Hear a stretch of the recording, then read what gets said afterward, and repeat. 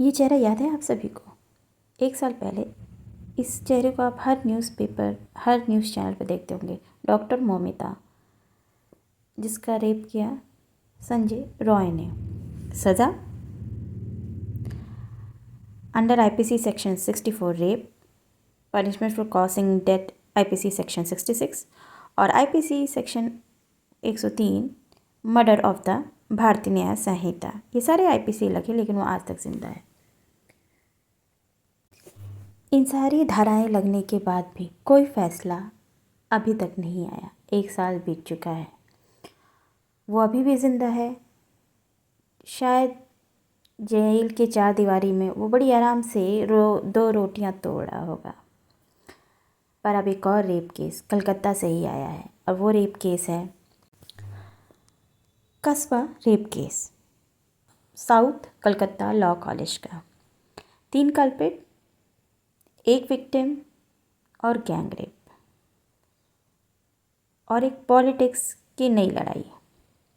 ये है वो चेहरा जिसने 21 साल की छात्रा को रेप किया। ये है वो 2 चेहरे जिसने इसका साथ दिया और मिलके गैंग रेप का घृणित कार्य था उसे पूरा किया।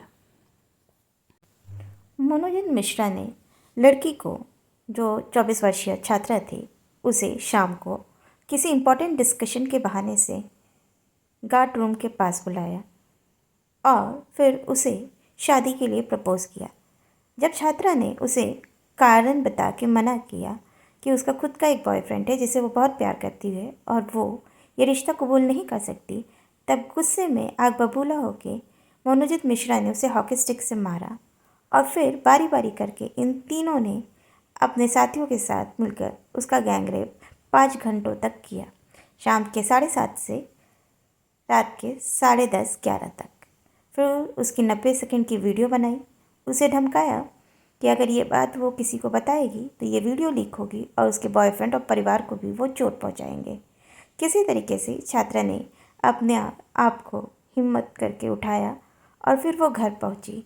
फिर अपने परिजनों के साथ जाके उसने एफआईआर दर्ज करवाया। एफआईआर दर्ज कराने पे इन सब को धर दबोचा पुलिस ने। लेकिन पॉलिटिशियंस का क्या कहना है? ये हैं पॉलिटिशियन मदन मित्रा, तृणमूल कांग्रेस के। इनके अनुसार अगर वो रात को या शाम को बुलाने पे नहीं जाती तो ये रेप होता ही नहीं।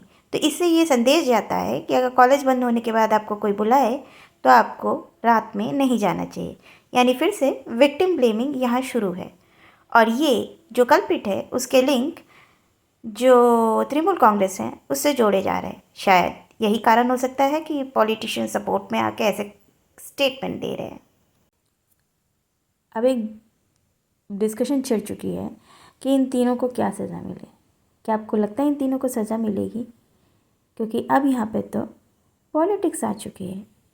हम तो बस उम्मीद कर सकते हैं कि विक्टिम को न्याय मिले। इसी के साथ नमस्कार, सबक है, शशकाल। जुड़े रहें मेरे चैनल चुगलीनामा से।